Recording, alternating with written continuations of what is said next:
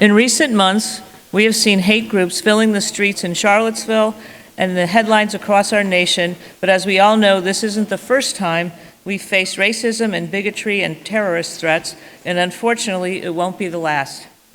According to the FBI, acts of anti-Semitism surged this past year, and the number of active terrorism investigations are in the thousands.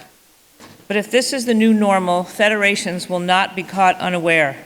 Over the past decade, we have worked extensively with the U.S. Department of Homeland Security, who helped us develop a network to safeguard our community, SCAN, the Secure Communities Network.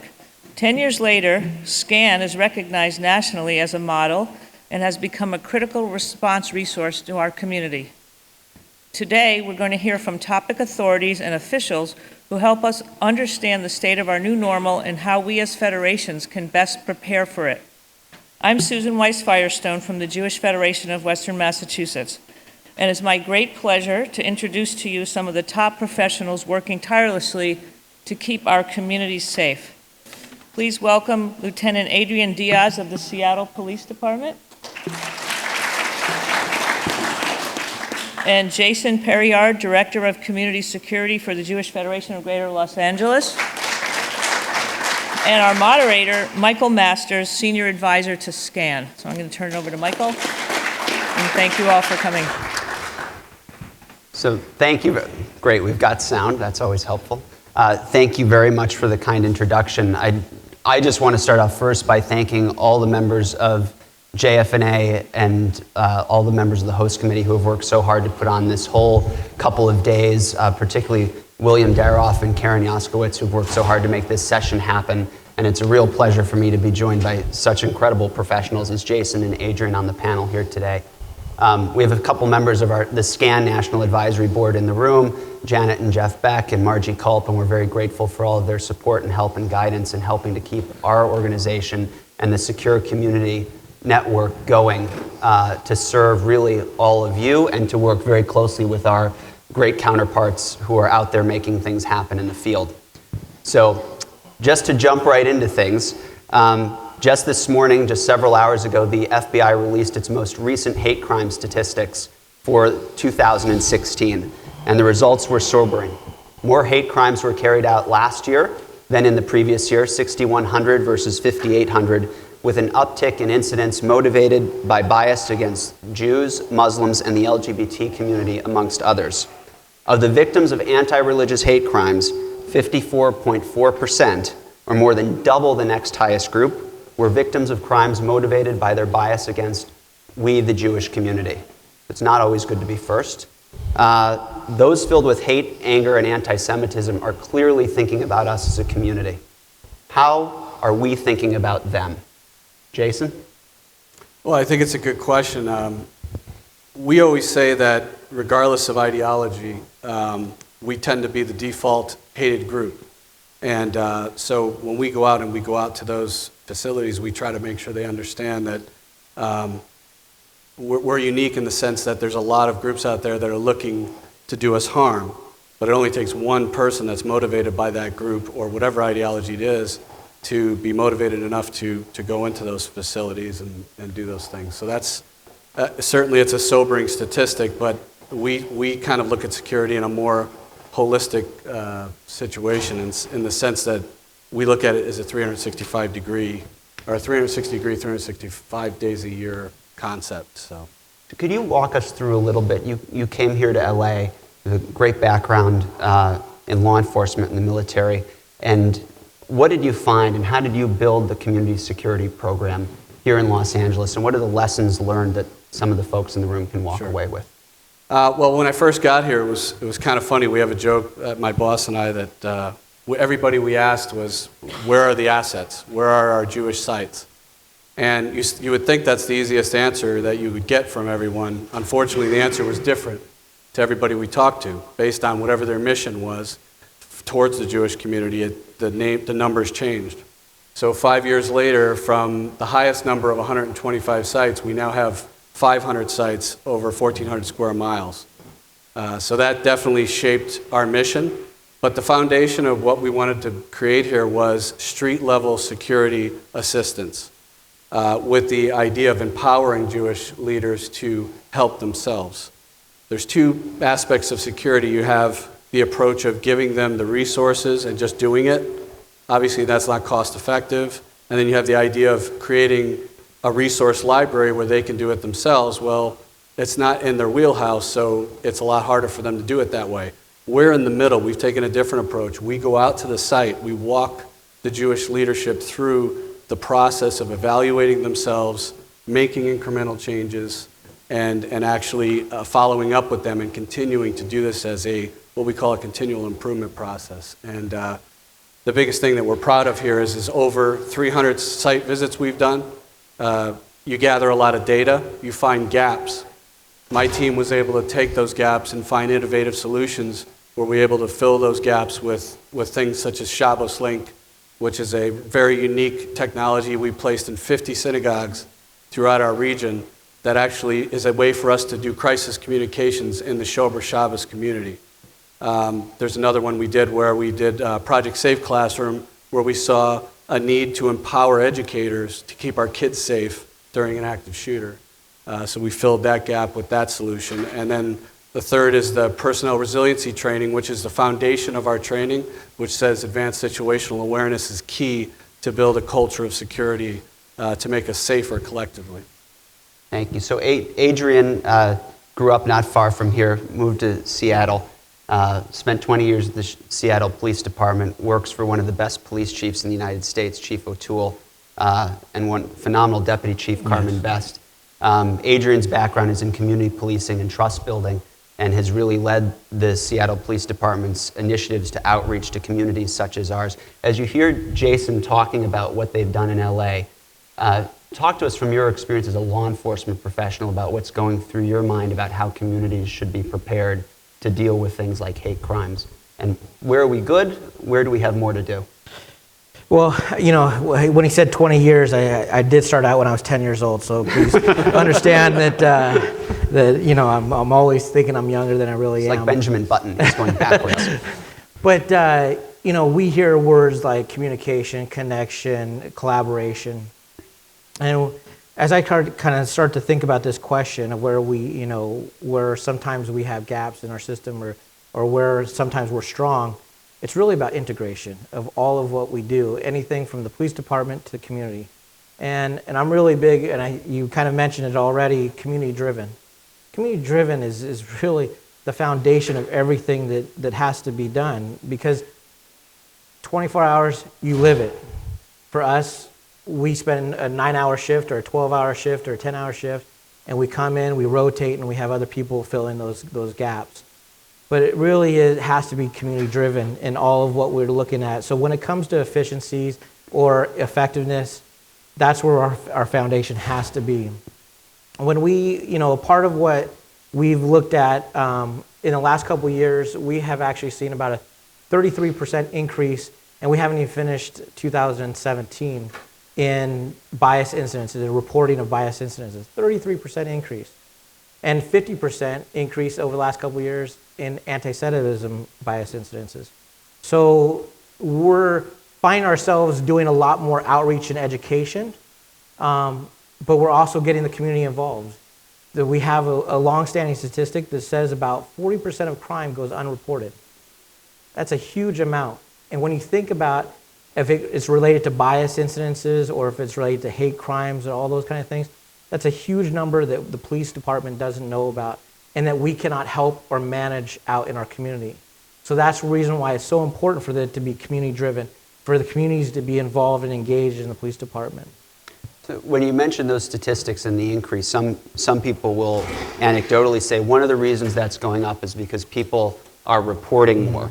And just maybe if you could tease out for folks here, how much of it's related to reporting more in your expertise, and how much of it is related to an actual increase in the number of incidents themselves? I think it's a balance of both. I do think we have an increase. I mean, the national sentiment, there's not a place you can't go by. You can't go down the road and hear whether it's hate language, whether it's the Latino community on immigration to anti-Semitism. So I think we are seeing a huge increase in just the nature of what people are saying in our communities. That's one piece. But I actually do think that there is another balance that we are seeing as far as the increase in education and getting people to report and actually be aware and more self-conscious in that. We've actually seen an increase in sexual assault as well. And I think a part of that is we're starting to pay attention to sexual harassment. We're starting to pay attention to, things that are going on nationally. So I think some of the stuff nationally is bringing out the conversation to report more. So it is a balance of both. So when we use the oft-quoted phrase, which is a great one, if you see something, say something, that doesn't just apply to the suspicious object, although very important that we all do that, but it really is the whole universe. It is the whole universe. Jason, maybe just to throw it to you, how from your perspective, dealing with from the communal security director position, do you increase that awareness to ensure that those reports are happening? And how do we get situational awareness across from the institutions, maybe that's that day school or that synagogue, to you, and then to the national level, so that we're motivating all of our partners from the local to federal level? I think it's a great question, and I think we grappled with this for the first few years, and we tried to say, well, how do we get people to say things more often and give us quality information? We say quality information in law enforcement, meaning saying that you have an Arab in your community does not help us as government officials. I say, I used to get those reports every once in a while. When See Something, Say Something came out, I thought it was a great way to get the conversation started. But now as a civilian, when I look at it from the other perspective, we never went beyond that. And what the Federation here has done, and what we've done at CSI, was we created a program that goes beyond See Something, Say Something. It says, here's what you're looking for, here's the pre-incident indicators, here's the historical attacks to inform you on better decisions, here's the things that you need to look for, the pre-incident indicators of that attack, and here's the SAR initiative and why it's important. Because there is this misconception of, if I say something, it goes into a black hole, or I'll be told that it's not politically correct or whatever. So we've had to really champion the SAR initiative and kind of resell it to our community. And we've seen an uptick in quality information that we get out back to our public sector partners. I think SAR reporting is so important to that, to stay what we call left of bang, ahead of the attack. Maybe we could expand out the focus, talk a little bit about the threats that we're seeing nationally and internationally. So this morning in the report that JewTube, who has faced heavy criticism over the last several years for allowing tens of thousands of videos by Anwar al-Awlaki, who's often cited by individuals who undertake inspired or directed attacks as a motivational force. They've now removed somewhere between 60 to 70,000 of his videos. I mean, tens of thousands of hours of him preaching that people should attack the United States, which is a step in the right direction. But if we think about the numbers from September 12, 2001 through December 31st of 2016, there have been 85 attacks in this country by violent extremists. The vast majority of those, 62 incidents, have been by far right-wing extremists. The significant number, 23 incidents, have been by radical Islamists as well, and the death toll has been significant, 225 individuals. What do you see as the security issues facing the community itself? And how do we prepare for those? We've got groups from very different spectrums who are targeting this community. How do we wrap our heads around that? Adrian? So, one of the questions I always ask myself is how safe do you want to be?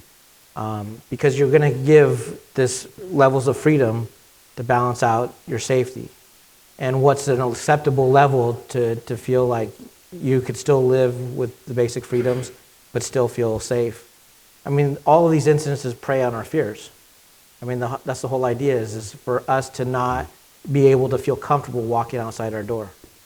And so I think, in there, I do a lot of stuff on gun responsibility, and because all of this plays a factor into mental health, trauma, people experiencing all these things, what we have to come down to is we have to then find our own safety within our own neighborhood, our own, I always say the micro, we have to find safety within our neighbors. I mean, how many times when you were a kid that everybody was really your parent? I mean, and now when you walk out in your neighborhood, your kids play, but no one else comes out. I mean, we've gotten so disassociated with each other that finds that if we can come together and we know each other, then that will end up offering some level of safety. And if we can do it at a micro level, that grows to the point where it affects any time we go to the grocery store or the mall, that ends up becoming a safer place because we know each other. That's a great point, and that dovetails into what we're looking to do in 2018. What we've said is personnel resiliency training was training advanced situational awareness at our Jewish sites, but that wasn't enough, because what we saw a higher quality of reporting, but it was too tight around our sites, meaning we have to push that situational awareness out. So what we're looking to do in 2018, and I hope I'm not being presumptuous here, but we're looking to actually extend that training out to our constituency, so that when you go to a Jewish deli, the people at that deli more than likely have gotten the briefing and the training on that situational awareness, so that we've pushed the bubble of situational awareness out. You talked about the different ideologies that drive this hatred.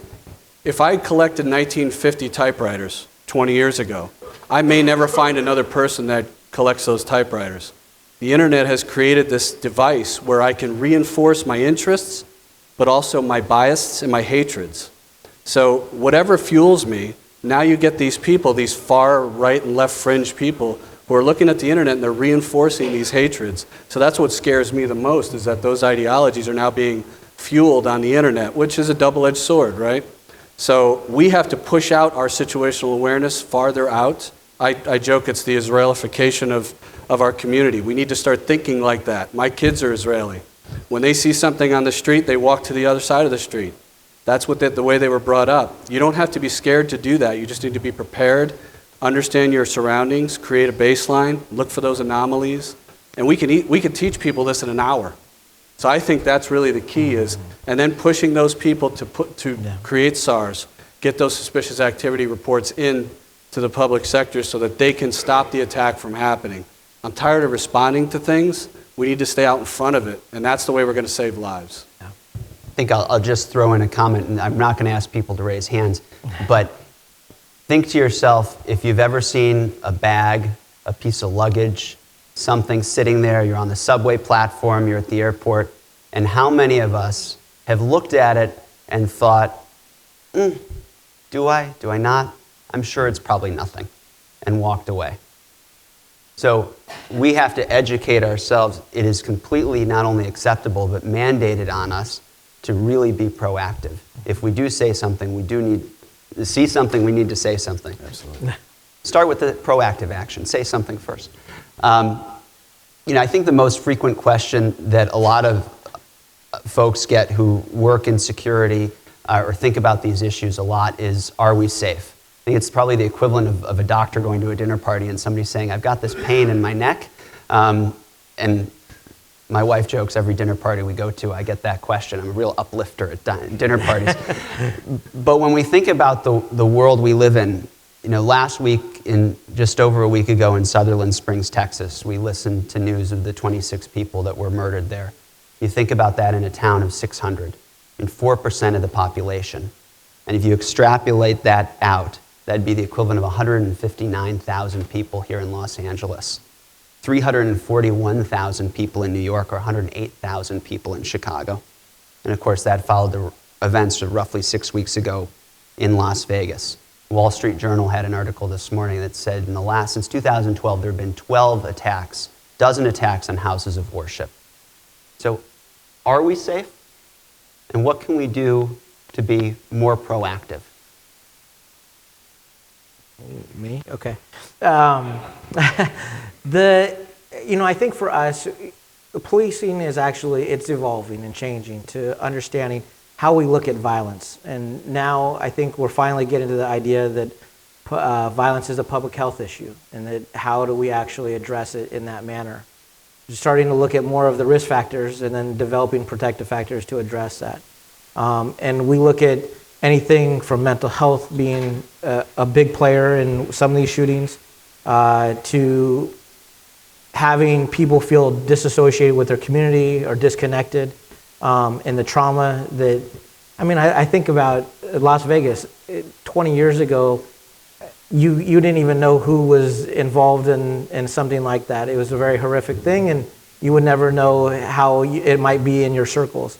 But now you go on Facebook and then you see I'm safe and, like I'm affected, or you see, GoFundMes for people that are going to the hospital, and we're all affected in some fashion. We're all experiencing some level of trauma into these incidences because it's in front of us on a daily basis. I would love to say, like, for us, crime is going down. I mean, in our city, when I started out, we were averaging over 50 homicides a year. We're now down to about 25 homicides a year. In other cities, they are seeing a reduction from 20 years ago. But we're getting exposed to this violence on an everyday basis, and it's affecting us in a variety of different ways. And so I think, to that, I'm thinking like those that are doing violence in a church, do I end up now having to carry a gun inside of a church, like because I'm a police officer and that people are going to expect me to actually do something? And that raises that idea that we now become hypervigilant in what we do, in everything we do. And that's not a way for us to live either. And so that's that balance, and what we're trying to also deal with is how can we feel safe, but also how can we just be able to have a normal level of life in what we do every day? I guess the answer is no, if I was to give a definitive answer. But it's because of the inherent design of a faith-based institution, right? Or a synagogue. It's open, it's inviting, it has to operate. Otherwise, we shut it down. I always have this metric, a simple metric I give to a rabbi when I talk to him for the first time. He goes, how do I make myself completely safe? I say, close the building. Because that's the only way I can guarantee your safety.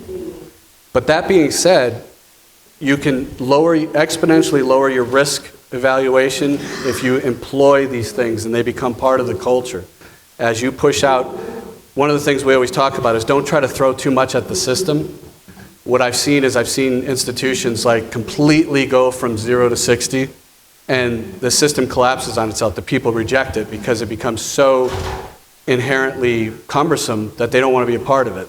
The people have to support the incremental changes that happen at the facility. If you're making incremental changes, institute them slowly, tell people why you're doing it, and as you're adding these things and you're staying in front of the wave, so to speak, you can lower your risk based on that. But it has to be a full 360 degrees, meaning everybody at the facility is a part of that solution. Because you can't just designate somebody, you're way out of risk. You can't say you're the security director and it's not anybody else's problem. That day is over. We all have to be a part of the solution. Everyone that sits in the synagogue, the sanctuary, everybody that works, the volunteers there, all the leadership, everyone is a part of that solution. And so that's how you lower risk, but you can never eliminate it. So technically we have time set aside for questions at the end, but because we can be a little bit disruptive when we want to be, we've just spoken a little bit about some of the threats that we're seeing from our side. I'd like to just check in with you and ask you, as you think about your community, as you think about hearing from these gentlemen about the threats that they're thinking about from the professional perspective, you think about your children, what is it that concerns you most about your safety and security?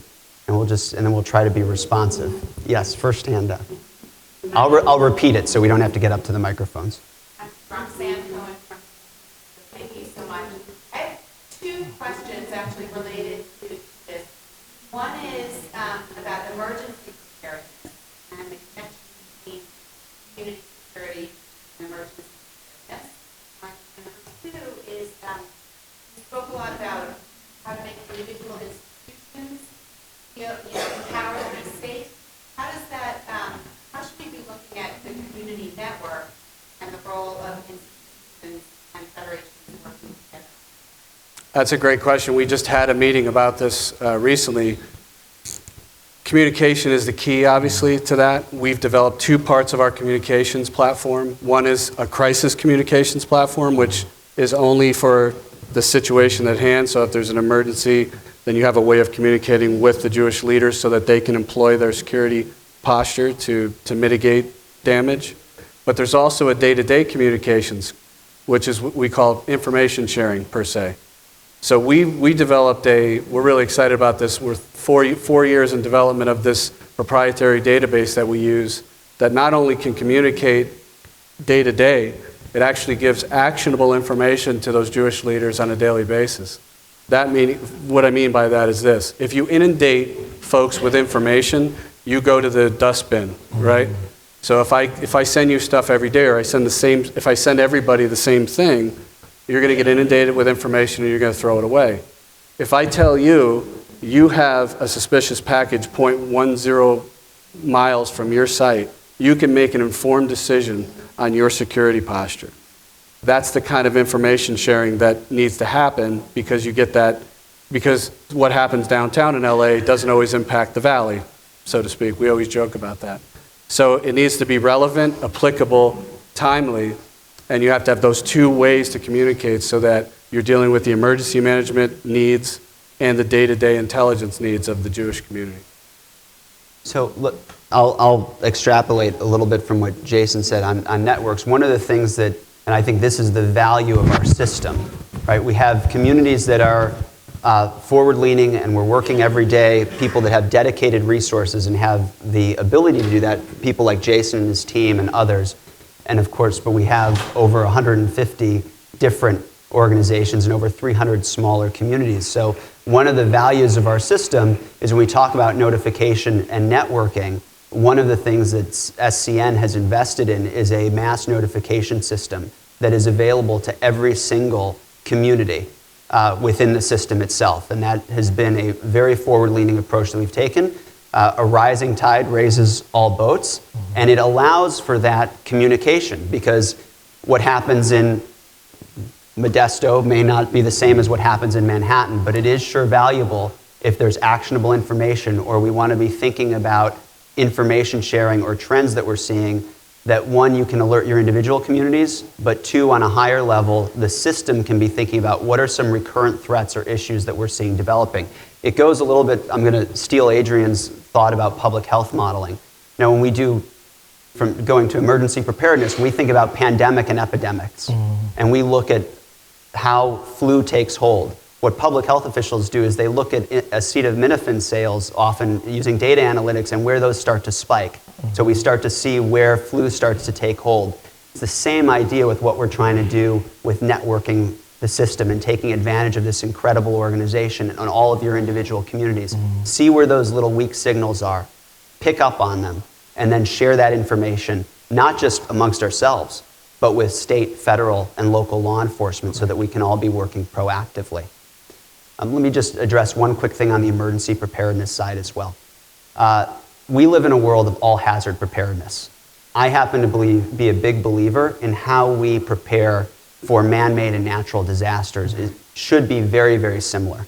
The notification processes, the response and recovery networks, as we listened yesterday to the incredible work that's going on in Houston, and that's being supported by the entire system. When we think about how we communicate about those issues, how we prepare, whether it is an active threat issue that disperses a group of people, we're trying to find our kids, we're trying to find our family, whether the building collapses from a tornado or because of a terrorist event, the response and recovery, our reaction is often similar. So our preparedness, if we're thinking about how to leverage it, because we only have a certain amount of bandwidth, and we can't be specialists in 10,000 things, how do we create as a community a system of easy to implement solutions that are muscle memory? Very rarely do we rise to expectations. We usually fall back to our level of training. How do we train across the community for those sorts of things? Adrian, do you have anything to add otherwise? No. Okay. Yes on the end, and then we'll come back. Yeah. I'm Sandy Lenger. I live in Manhattan. And to address the question you had asked, if you see a package, do you say something? In 1986 was the first time I was in Israel, and sure enough, there was a package, and our tour guide brought us across the street. A week later to the day, there was a bombing right there. In Manhattan, I'm a subway rat. I'm there all the time. And not too long ago, there was a package, and I ran up the steps, saw the police, and I told them. They were nonplussed. Didn't do anything. They just kept doing their own thing. So how do you address that when you're trying to educate the people, but the police and those who should be the ones that are really bringing it up are nonplussed by it? I'll let Adrian handle Yeah, the police yeah, supervisor yeah, no kidding. question. There we go. Because that actually would be a very, I mean, I wish we had like a national standard that all departments were trained a certain way and that you were going to get the same service across, 50 different or 50 different states. But that's not the way it is. And plus we hire from the human race, which makes it even a more complex thing, right? So, for us, at least in Seattle, and I know a lot of major cities, if there's a specific package, I laugh because I literally put my bag over there and I've been keeping my eye on it just because that way, if anybody else had a concern, I know exactly, where my bag is. But a part of that is that we hear this, see something, say something. It's ingrained in almost all of our officers, and we have 1,400 officers. So if they know it, and while we know it's going to be a big response, while we do know it's going to take resources, that's what we have a whole unit trained for. And that's what we want them. We want them to actually practice their skills, even if it's not the real thing.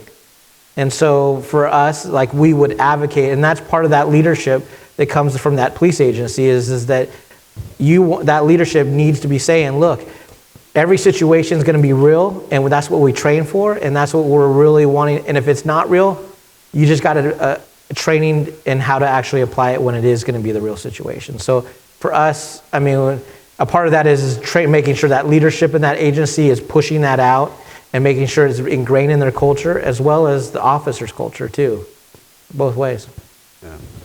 It'd be easy for me to pile on right now because I'm no longer a cop, but and there are times when people don't do what they're supposed to do, right? They don't do their job. But I think perspective is important here because if you say something and then another person says something and then another person says something, I think you're going to get their attention. The point is, maybe they looked at the CCTV and saw that they knew who put the package there, it was another cop or whatever. But the point is the more people that say something, it becomes an issue. And I think if you get 5 reports on the same thing, you're going to start thinking, wow, this must be legitimate. So the more we keep speaking up, the more we inform that speaking up with knowledge and training, I think that we'll get their attention. I would just add, as a community, like we have tended not to be shy on these issues, and I think that we need to continue to be vigilant. The more that we point those out, not just to individual departments, but more broadly, nationally, the incredible work that William and his team do in DC, the nonprofit security grant program that makes tens of millions of dollars in funding available to our community every single year to help protect and secure our institutions, and has been in place for years. That's because as a community, we came together through this system and we spoke up, and we had incredible people on our team, working on behalf of our communities that is making sure that that advocacy is happening. And so, these are individual voices that when we come together, we raise awareness in the individual departments, but then we also have incredible impact as a whole community. Yes, sir, and then I'll come back. Yeah, yes. Michael,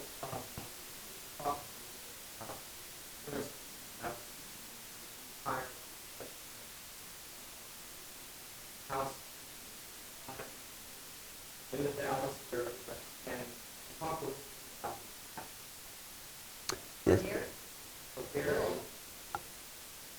I would love to have the audience participation, so I'm going to turn right to that side of the room. And yes, so the question is, how are certain communities, in Dallas in particular, how are we collaborating between the national system, between SCAN, and what is going on in Dallas, which has had an incredible focus on these security issues over the last several years, to include some really interesting work on technology and platform development. So Gary, do you want to? So if you could stand up and grab a microphone. Thank you.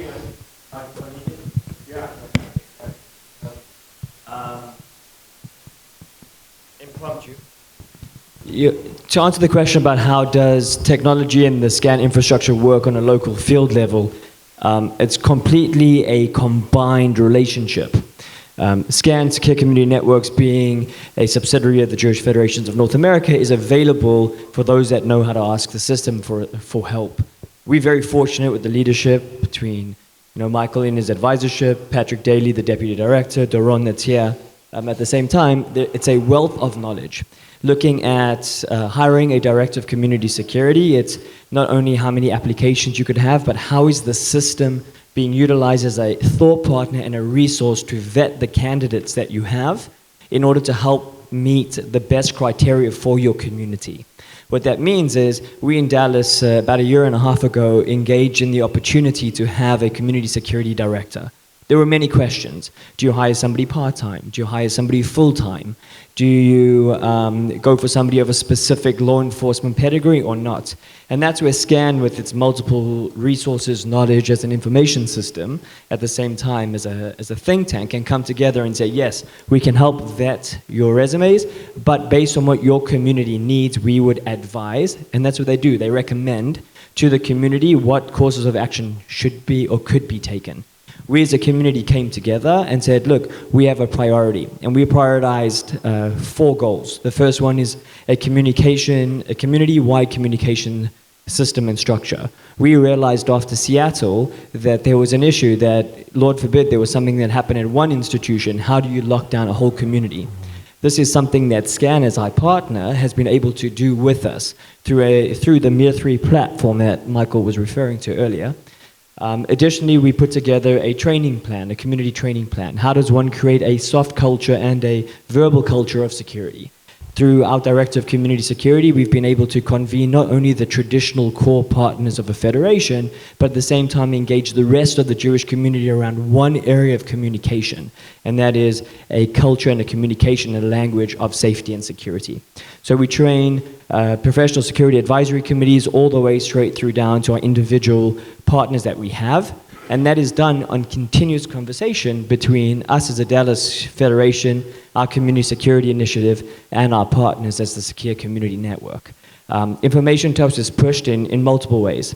Fusion centers are our local law enforcement partners, federally, locally, SCAN through their app that they push forward to us at the same time. And then we push their information out to our community. Information in is really important. Information out is just as important. Without partnership, we can't do that. And something that SCAN offers to 148 federations in North America is just that. The ability to go in and ask subject matter experts for assistance, specifically in the areas that you want to be concerned with, and allow them to deploy the resources that you will need to help you make an educated decision.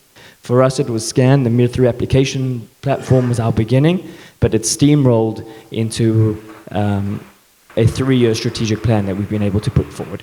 So I don't know if that answers direct, but it shows you a little bit about a local community with a national entity. Thank you so much. Yes, sir.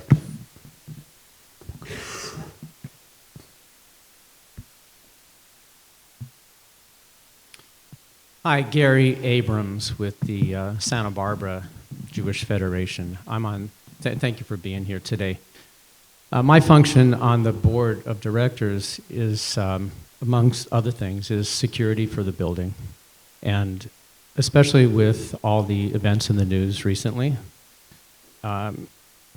Charleston, Vegas, and Sutherland Springs, of course, very concerned about an active shooter situation. So, not to create a fortress out of our building, but are we moving toward what we see here today with metal detectors and some eyes watching people coming in? Is that the direction we should be ultimately maybe thinking about without creating an oppressive building? And my thought at one level is, walking in here today, that's a welcome sight, because obviously we're a target. I felt good seeing the security. Should we be thinking about that as one of the ways of increasing our safety down the road? Yeah, I think active shooter is obviously on everyone's mind. What we did here in LA is we identified a gap. If you look at most active shooter strategies for folks on the ground, it's always run, hide, fight, right? That doesn't always work. That's a great individual decision tool, but what do you do when you got 3-year-olds in tow? What do you do when you have other situations where you're not as mobile, or you're in a site that has not that many exits?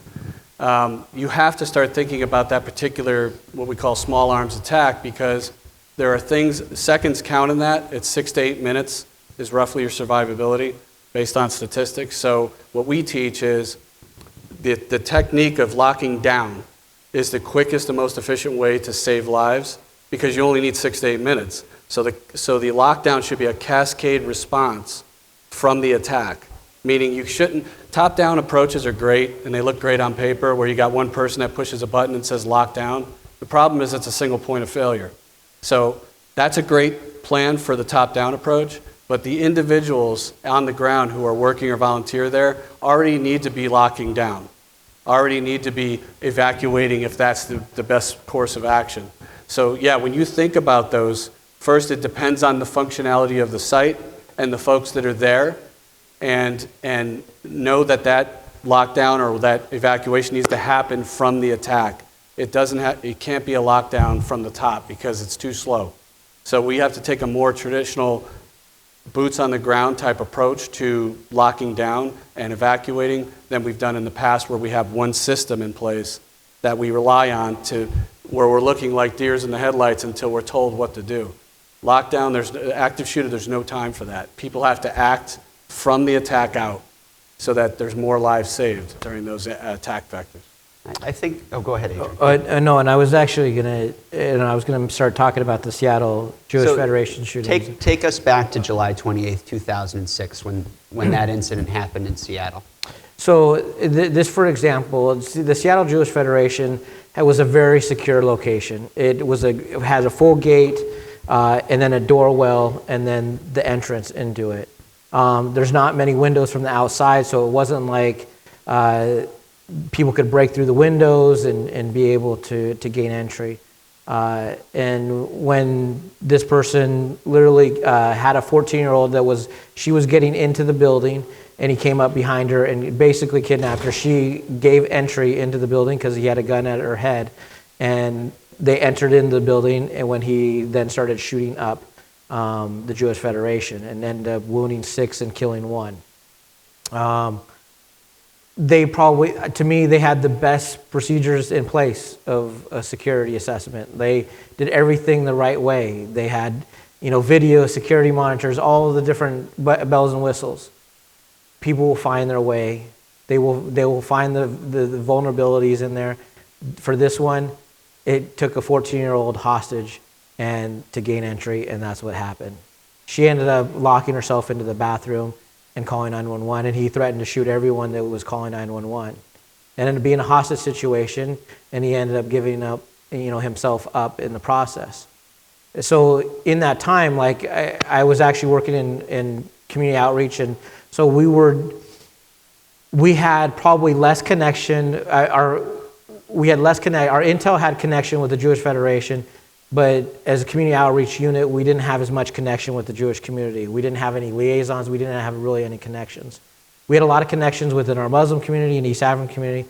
And that day, we actually started doing a lot of outreach because we knew that we were going to bleed over into these communities, whether it was hate messaging, all those kind of things that just kind of come up after an incident.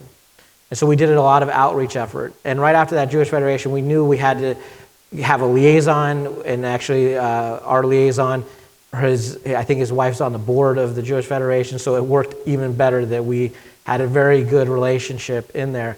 When we built our fusion centers, again, we developed a relationship with the Jewish Federation.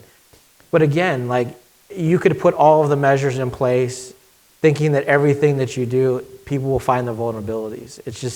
That's just the nature of how these things work. I would love to say that that there was some magic way to solve that situation. It's just not. And we found it in 2006 was when the incident.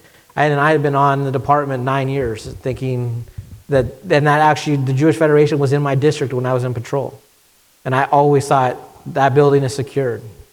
It's just they found the vulnerabilities.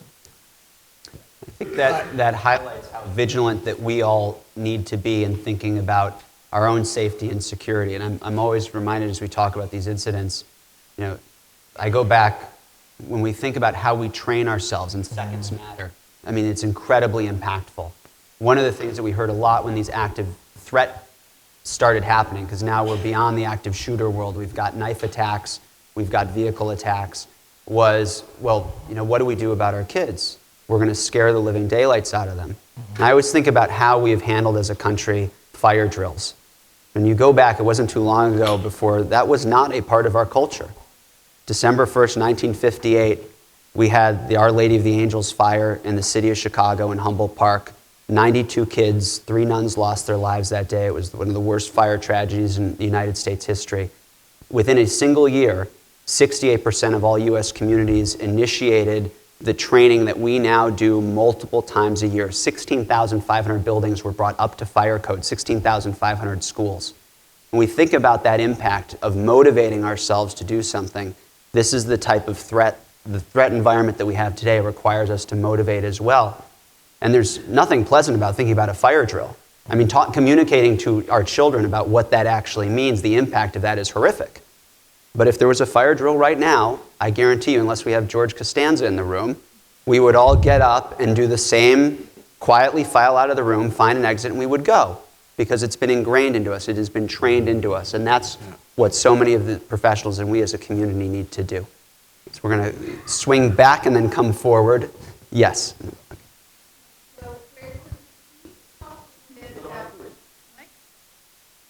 Just talk a little bit, I'm sorry, Sarah Saber-Friedman, I'm from Montreal, Canada. Could you talk a little bit about the roles and responsibilities of local law enforcement as opposed to communal security professionals, and particularly the key elements of the relationship between the two in terms of communications and coordination? You want to start out? Sure. Yeah, one of the things, obviously relationships are everything. If having the right professionals at the top of your communal security is important, because especially if they have law enforcement background, because we speak the language. When we sit at the table with law enforcement, we understand the challenges that they have. We understand that there's a big, huge city out there. We can speak the language of emergency management. It's key to have those folks at the top of that position to make those relationships. We always say this in CSI, we'll sit at the tables for you. You don't have time for that. I have to sit at no fewer than a dozen tables around the city to make sure that the Jewish community is represented. That's a full-time job.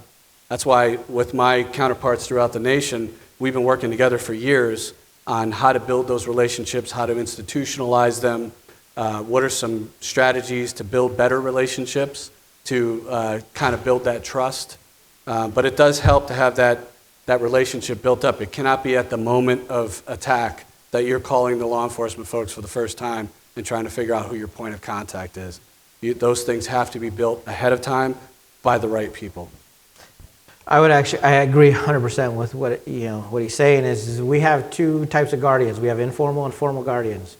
Well, the police officers are the formal guardians. We get paid to do the job. You expect us when there's a subsistence package for us to bring our robots and all the cool other things to make sure that we render those things safe. But you guys are the informal guardians.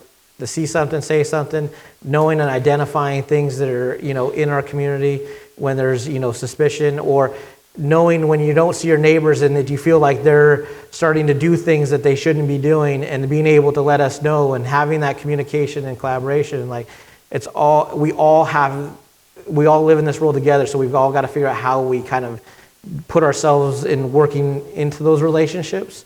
And you mentioned it right off the bat, like relationships is everything. And so I really think just having that communication ongoing,